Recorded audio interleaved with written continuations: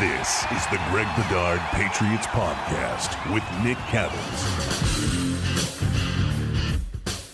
This episode is brought to you by Prize Picks, largest daily fantasy sports platform in North America. Download the app today. Use code CLNS for a first deposit match up to $100. Also, take the guesswork out of buying NBA tickets with Game Time. Maybe you're looking at the Celtics in the Eastern Conference Finals for the third straight year, 6 years out of the last 8. Well, download the Game Time app, create an account, use that code again, CLNS, for $20 off your first purchase.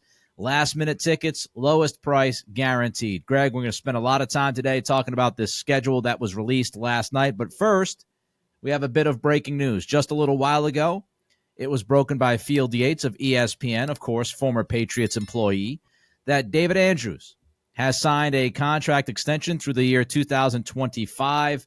We're looking at $12 million, Greg, the next 2 years with $8 million fully guaranteed. Your reaction on this deal that was just broken? So a couple of different things. As it stands right now, like David Andrews' cap number was supposed to be $8.4 million this year, which I'm not all that concerned about the cap or even what his cap number is because, there's value in it. I'll be very interested. This should save them some money on the cap. About $3.5 million. Normally when you get to this point and you extend, I'll be interested to see if there's a dummy year or two on this to really, I think there's that aspect of it. I think that's really the aim of it. I think a secondary aim of it is to kind of reward a guy who's done everything the right way, been a really good player here. This is a guy who, remember, Belichick, pretty much screwed him when he gave him his last contract extension. Belichick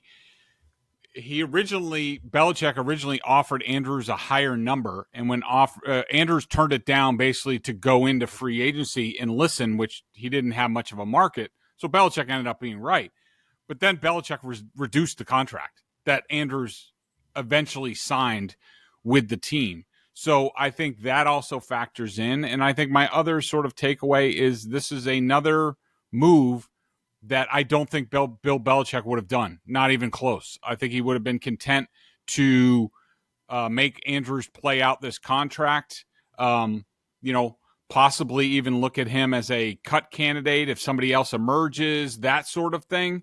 But this front office, this coach, I don't know who's making what decisions, but let's just say Elliott Wolf, because this is sort of another Packers type move, rewarding your own. Things are being done very differently around here now from a contract standpoint, and I think we've talked about it before with the Owenu extension, the Kyle Duggar extension, the Christian Barmore extension. Ramondre Stevenson's probably not too far off. Rewarding these guys who do the right things, who are good players with you, just sort of gets them in the right mindset to start this rebuild. That might be a little bit tough. You're going to need these guys to see you through some lean times, and making sure that they feel valued is important. We've talked about it before, but a lot of some people scoff at the contract stuff and the players getting paid, all this stuff. There's only a few ways that you can show a player how much you respect them, and contract security and giving them what they are worth is a big part of that. It's part of the reason why Tom Brady didn't want to stay here anymore. And so I think all of those things combined are a reason to do it. It's a minor thing, but I think it's a good thing and sort of helps the program along. Good luck, Jake Andrews. This might be another signal that that front office, not necessarily in love with the offensive line picks in last year's draft. You would figure that Andrews was going to replace Andrews. At least that looked like the plan from Bill Belichick. Doesn't look like that's going to happen. Maybe Andrews, the Jake version, can find a spot at guard. Also, I think this tables any conversation, any thought about the idea of Cole Strange being moved to center now that you're keeping David Andrews. And I like, Greg, when you look at this, it's the idea of keeping the core of this team, the guys that you think are good players, but not only good players on the field, but good for the culture, keeping them in-house and keeping them happy. and I'm all for that. I do have a question for you. With all of these guys coming back and these extensions now getting done, you brought up Ramondre Stevenson, another guy we got to talk about. Obviously, he's still here. He wasn't traded on draft weekend. Matthew Judon. Should we anticipate him getting a deal done? That is a good question. I think that might be more of a situation. I don't know. I go back and forth on it. If they don't do something to him before, like, we get the training camp, we're going to run in the same situation as last year, where he's like, I'm not holding out, or I'm not holding in. I have to get my body right. All that bull crap, when we knew it was a hold in. Yeah. He didn't start really practicing. Him and was it Devon? Who was the other guy who did Lawrence the same Guy, sort of right? thing? Didn't Lawrence Guy have it? Yeah. Lawrence Guy. They didn't start really. He never got anything done to his contract.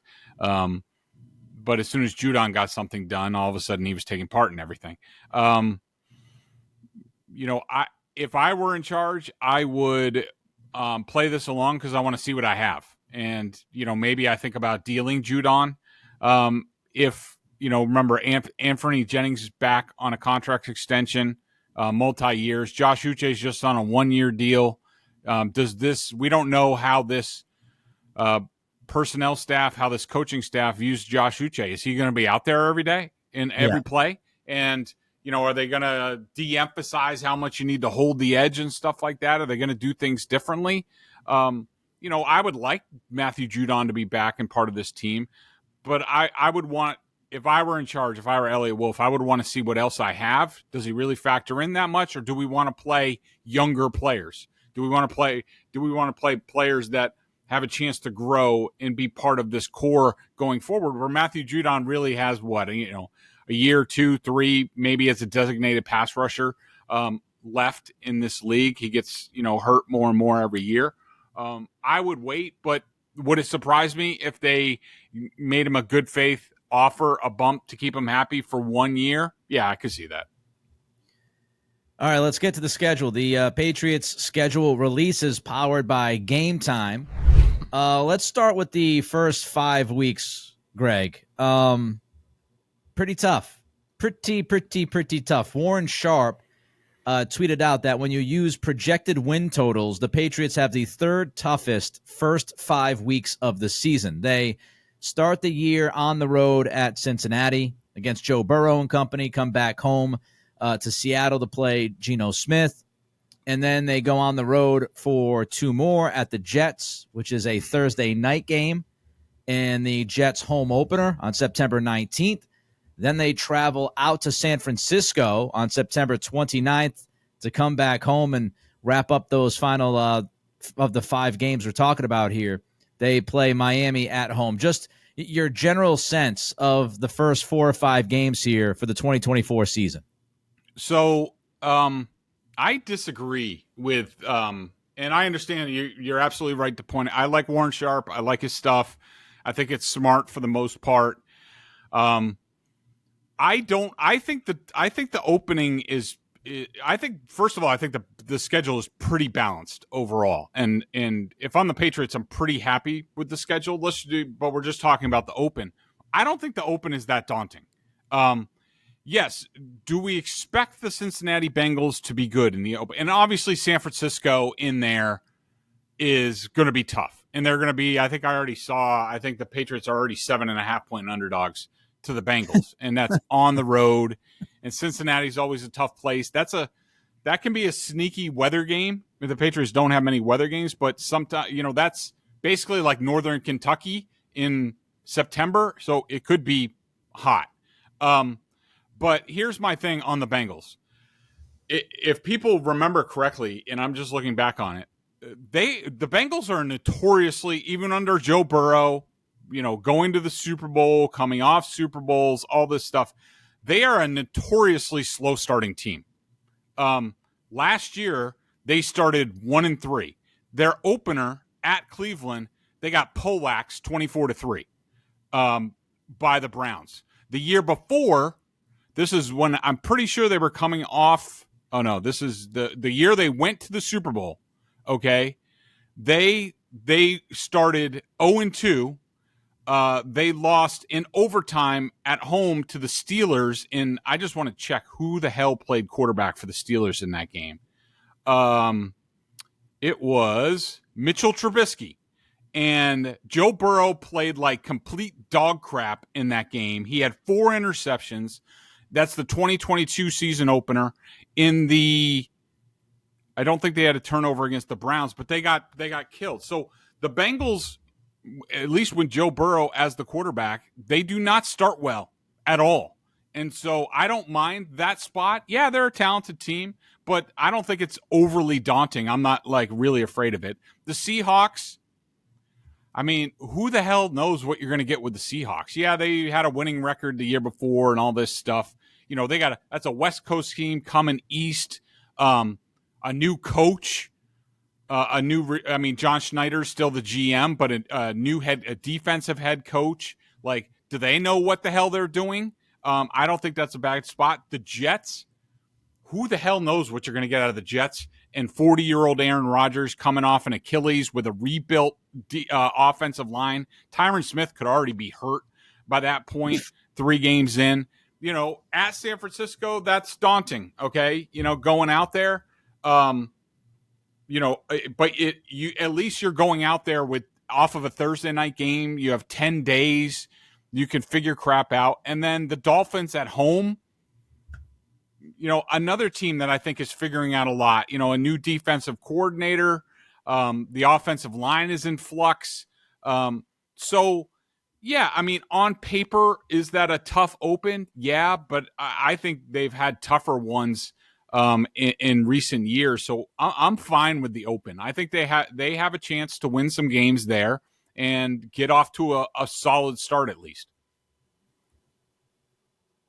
I think that the schedule is tougher than you do. I will say that just from listening to you talk about it being balanced and all of that. I think this is a wretched schedule. I think the teams that we knew they were going to play, really tough to begin with. I don't think the league did them many favors. Yes, I get the idea of Cincinnati, slow starter, all that. I would also mention Joe Burrow. I think in 2 of the last 3 years, he's coming off of injuries. He was injured, I believe, last year at the beginning of the season. Wasn't really ever himself and healthy. So I don't know how much to put on Cincinnati and just being slow starters. I don't know how much to put on him, being injured and not feeling right. I think Cincinnati's a really tough game. Really tough at Cincinnati to start that season. Seattle, I think Seattle, you've got an opening there. I think, Mike McDonald, rookie head coach like you have, Geno Smith against this defense in Foxboro. I like your chances. I think the Jets are really tough. And the Patriots had difficulty. Yeah, I mean, they had difficulty with the Jets last year with Zach freaking Wilson at quarterback. Even if you have Aaron Rodgers at 80%, he's 1,000 times better than what you had in Zach Wilson. They've added weapons to that offense. The defense is not a joke. The Jets defense is always competitive with Robert Saleh. It's the home opener, first time since Rodgers blew his Achilles that crowd is going to see him in action. That's going to be absolute chaos in New York. And then you follow that up by going against the defending NFC champions on the road against San Francisco. That's no joke. And Miami is always challenging with that offense. Mike McDaniel and Tyreek Hill, that's always going to be a challenge. I think that's a pretty rough start of the 5 games. Then we get to Game 6. And I want to mention Game 6 just because it is our game time hot ticket. Houston on October 13th. We'll get into Drake Maye a little bit later, Greg, and how this schedule might lend itself to Maye and when you might think about pulling the trigger on playing him.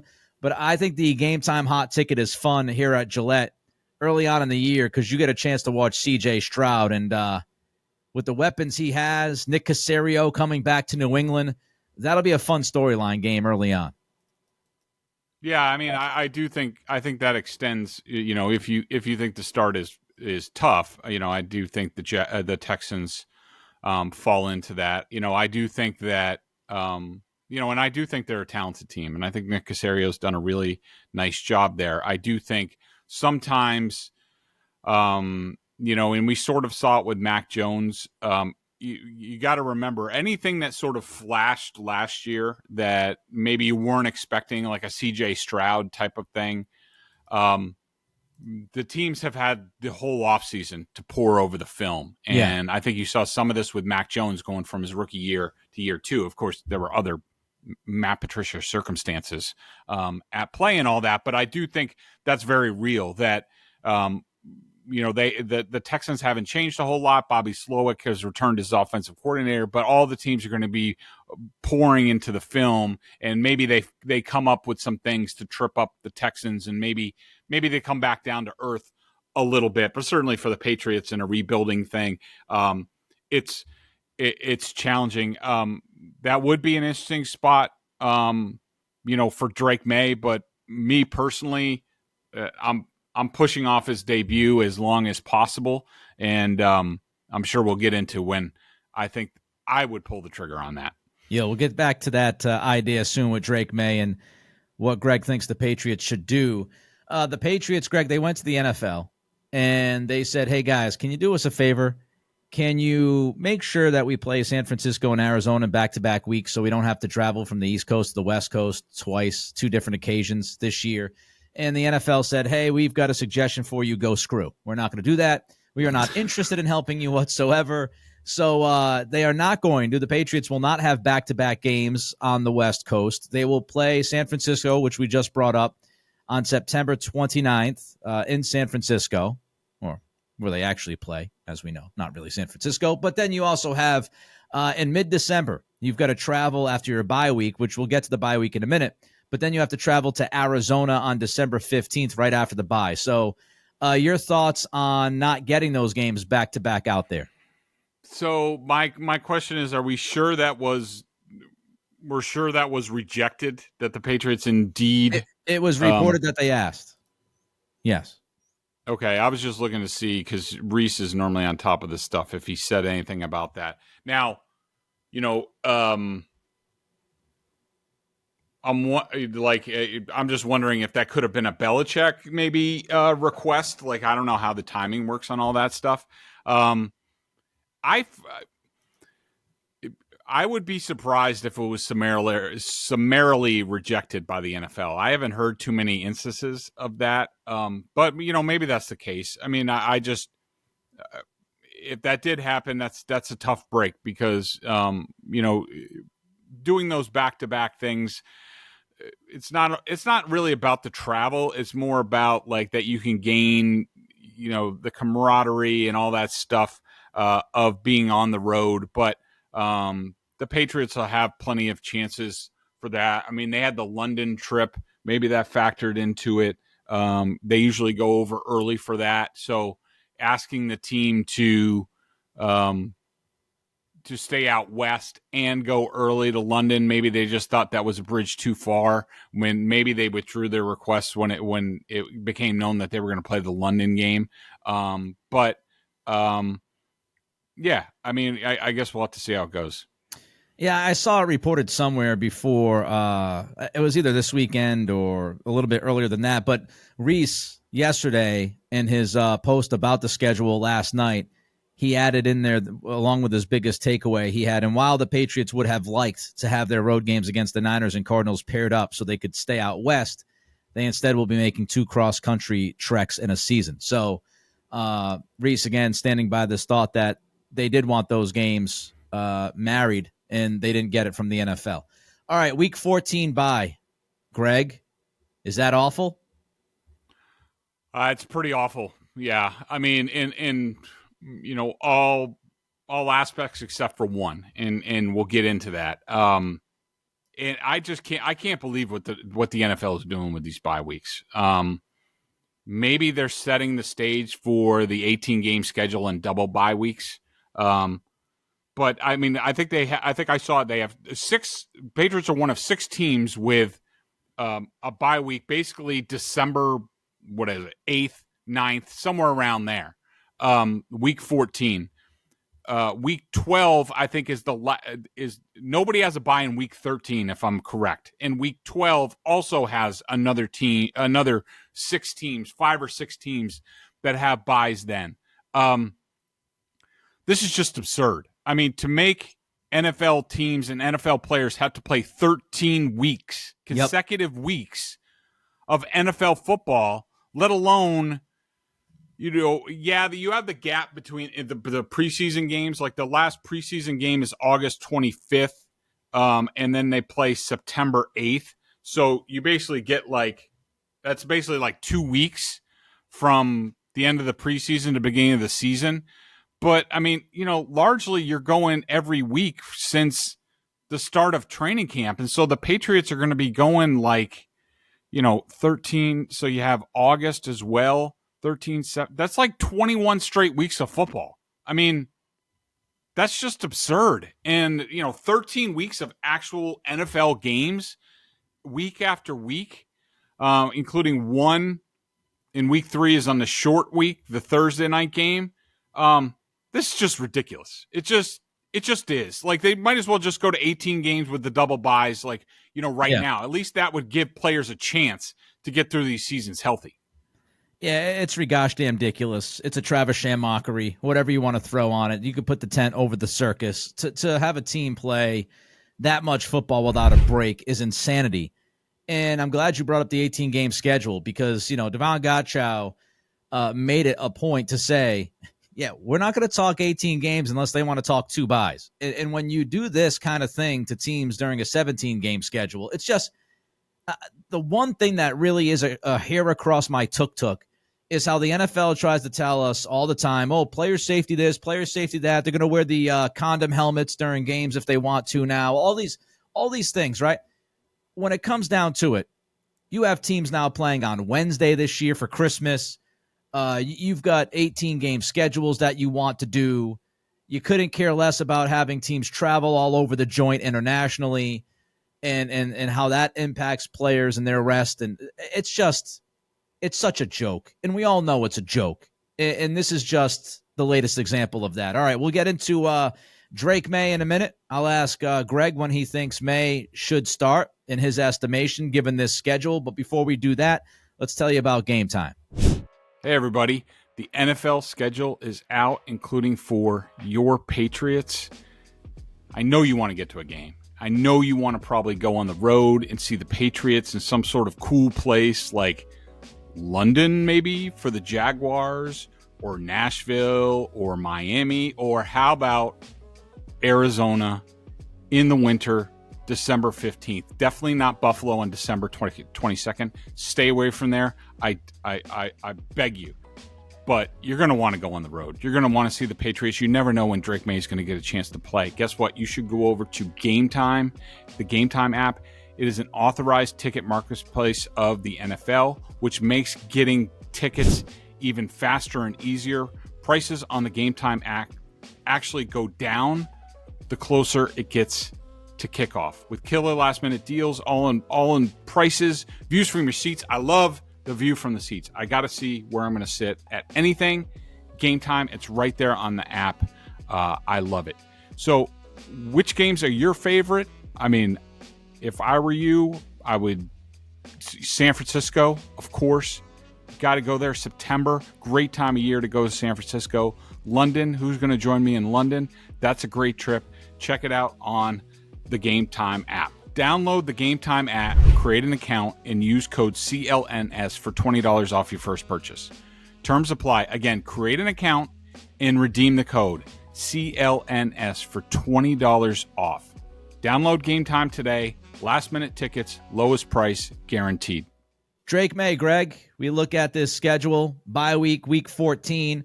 You and I believe discussed the idea of maybe waiting a little while with Drake Maye. And if you had that bye week in the middle of the year, it would be perfect to kind of insert him in at that point.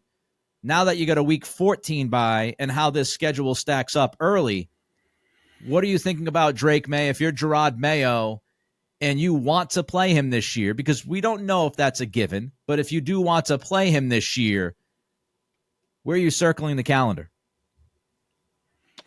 I am the only part of the late bye week that I'm happy about is, to me, it's provided that the Patriots are out of contention at this point. I think the week 14 bye week is perfect to insert Drake Maye and let him have the final 4 games to get his feet wet.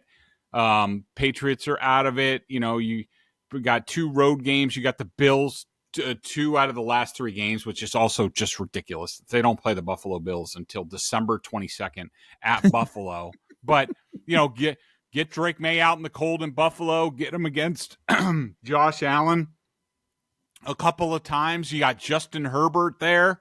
To me, in an ideal world, if the Patriots aren't in contention with Jacoby Brissett at the bye, to me, that's the perfect place to get Drake Maye, his on-the-job training, get his feet wet for next year, build some momentum for next year. To me, that's ideal. I'm less worried about when the right time is. I just think when Drake Maye is ready, he's ready. And no matter where you kind of put him in the schedule or try to slot him in, it would be nice if you use the bye to have that extra time to get him ready. I would agree with that part. Maybe you give him that extra week to kind of feel good about himself, even though it doesn't seem like Drake Maye needs extra time to feel good about himself. He's a very confident young man. He's got plenty of swag. But when you look at this, to me, it's just like, is he ready? Whenever he's ready, he's ready. You can argue that putting him in there against Tennessee because they weren't a very good team last year. So maybe the Tennessee game on the road wouldn't be bad. And then you got Chicago and the week after that, and then you can build into the bye, and then you take that bye. The thing is, after the bye week, it is kind of difficult because you go to Arizona, then you go to Buffalo, then you got the Chargers and the Bills. So you're really facing 2 teams, at least 2 teams. I don't think Arizona will be there just yet, but who knows? They were better than we thought last year. You've got 2 teams that are contenders. I mean, with the Chargers, we always talk, Chargers, but the idea is you've got Jim Harbaugh now running that shop. So it's a pretty difficult, first 4 games of an NFL career, not even counting the weather in Buffalo and that issue. One thing that really jumped out at me, Greg, I saw this, the Boston Herald last night on Twitter. The Patriots have the 4th most air miles this season, i.e., they are traveling a buttload compared to other teams in the league. How do you think that impacts them? Not necessarily the players, but more the coaching staff. This is Jerod Mayo's first year as a head coach. There's a lot of things that he's trying to figure out, and now he's got to deal with flying all over the joint and trying to steady the ship, so to speak, during game week. How challenging could that be? I don't think it's that big of a deal. Really, outside, it's really 3 games. It's the London game, it's the 2 West Coast games, and so, is that tough? Yeah, but I don't think it's that big a deal. I think it's good to that the London game is a divisional opponent. The London game is the Jaguars and is sort of in the middle.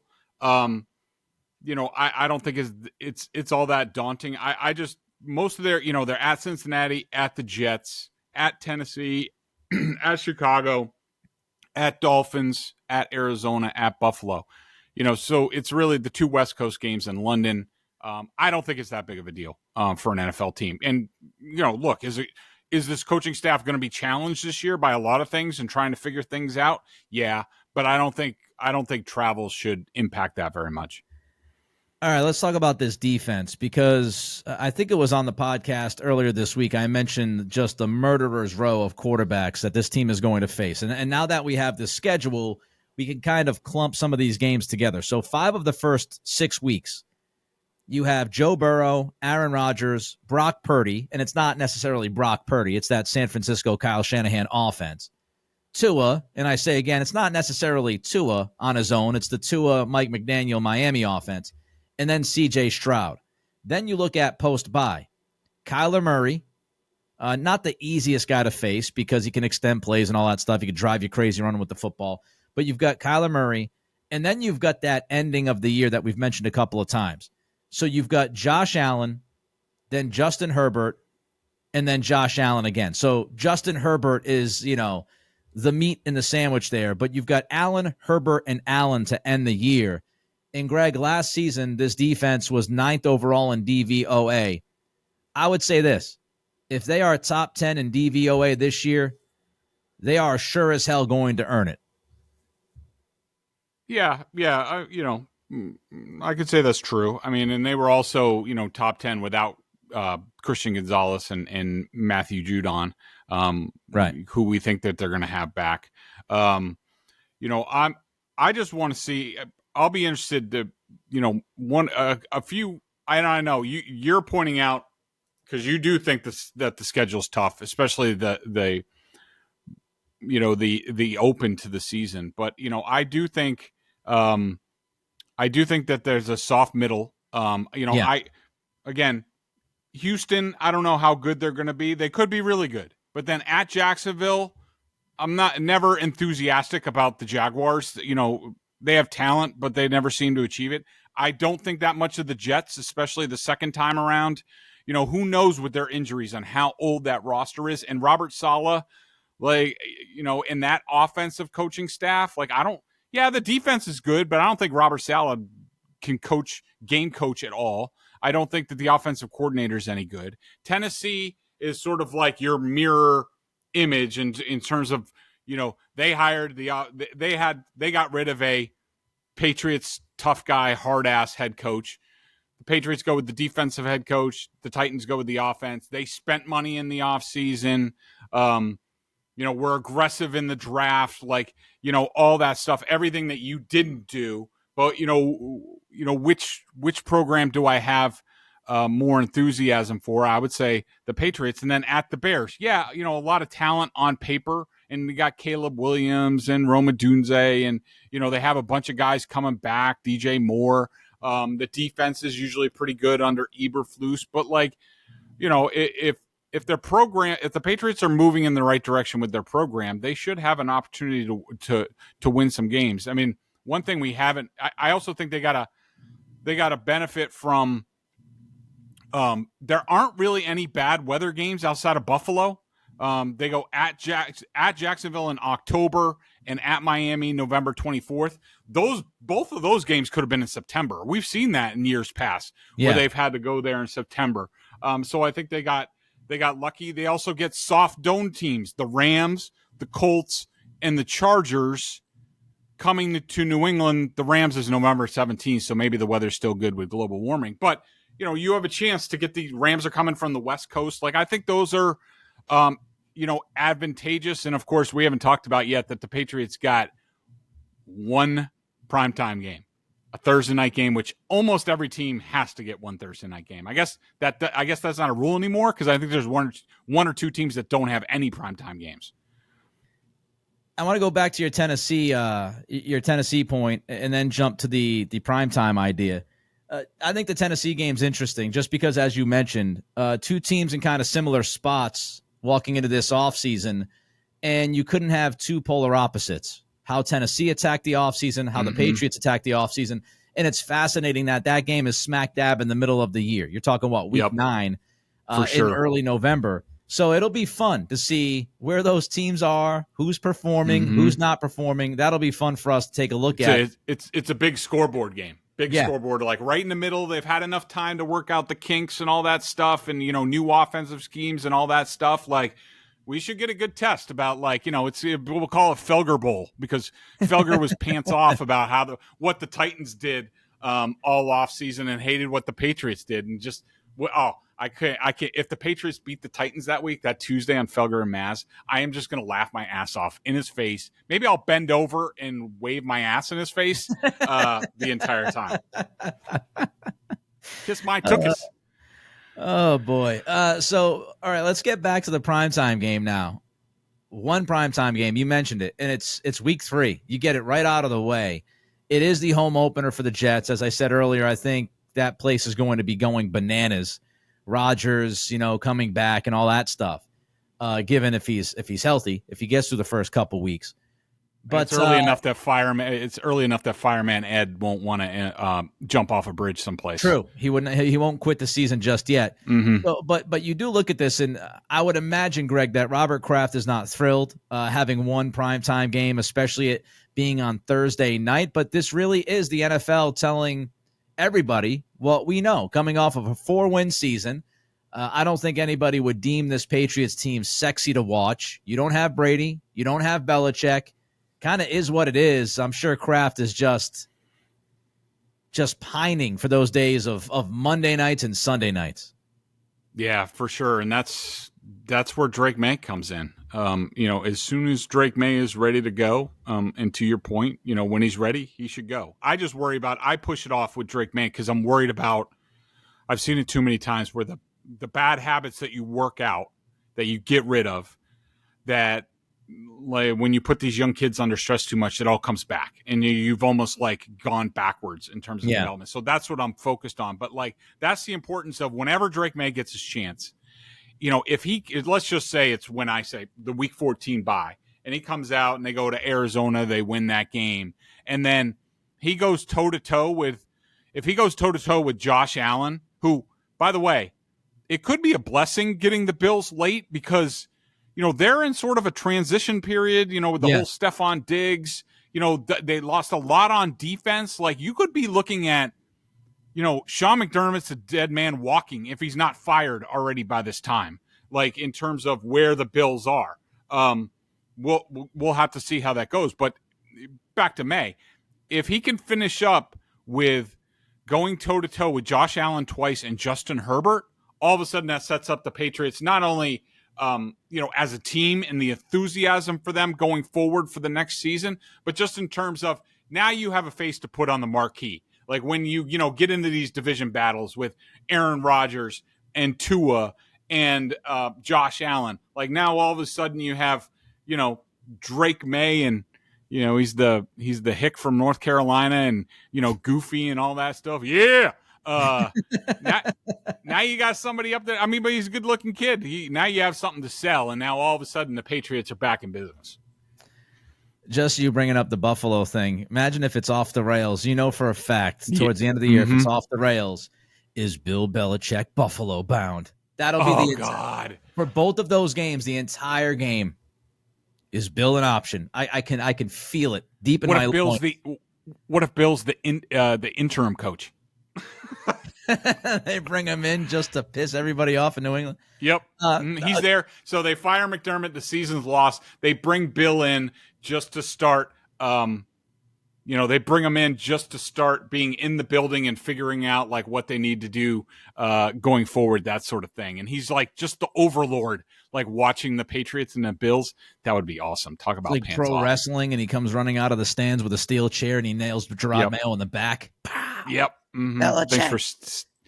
Thanks for shivving me in the back. Here's yours. Oh my God. It can't be. It is. It's Bill Belichick. All right. So a couple of things, because I do think the schedule is tough, very tough, but there are a couple of things that some silver linings. First of all, in October, I find this interesting. You only leave Foxboro once in October, and that's to go to London. So you're not really playing on anybody's home turf in the entire month of October. You play Miami at home, you play the Texans at home, then you get that trip to London against the Jags, and then you come back to play the Jets at home on October 27th. And the other thing I would mention, this is from Brian Burke of ESPN, Greg. He posted last night the net rest differential. So how many days do you have off more than your competition has in a given week? And the Patriots have the second best net rest differential since 2002. The only team that has a better number is actually this year's Baltimore Ravens. And the Ravens have, I think, multiple Thursday night games, and they also play on Christmas, so they have that Wednesday game. So that kind of swings it to their side. But still, the Patriots have the second best net rest differential since 2002, which means they're going to have plenty more rest than their competition week to week this year. And that is something that is very significant. Yeah, for sure. And, before you said it was the Ravens, I was like, well, this is what you get when you're not playing on Monday nights or Sunday nights. And, they only have you on Thursday once, and nobody wants to see you on Christmas or Thanksgiving. And so it's sort of like a net benefit to being at least underrated as far as the NFL goes. But that is for sure a big advantage. We've seen them get sort of screwed in that regard, but that's what happens when you're good. And it just amazes me that the Ravens are better Of course, I'm sure that nobody will bring up like conspiracy theories on how the NFL like loves the Ravens, and it's Bishotti for some reason. But got another question for Greg, but before I get to it, check out Greg and Mike Giardi, who just landed a job. Even though you don't like me, Mike, congratulations. Check out BSJ. A side gig, not a job. A side gig. Congratulations on the side gig, Giardi. $50 over at BSJ for the year with those two guys tag teaming the Patriots with film. Obviously, Corrales gets to cover another Eastern Conference Finals. Tough life for him recently. Haggerty is covering Game 6 tomorrow night at the TD Garden between the Bruins and the Panthers. Looks like Marshy will be back on the ice for that one. So check out BSJ. Tons of great coverage. Anything about this schedule, Greg, that we haven't touched on just yet that you wanted to mention? No, I mean, again, I don't think the schedule is, all that daunting. I do think they have a chance against the Bengals in Cincinnati. I think they definitely have a chance of Seattle at home. So, they have a chance to start 2-0. I'm not afraid of the Jets. And even being there on Thursday night in the Big Apple. San Francisco will definitely be a loss. Dolphins are probably a loss. Texans are probably a loss.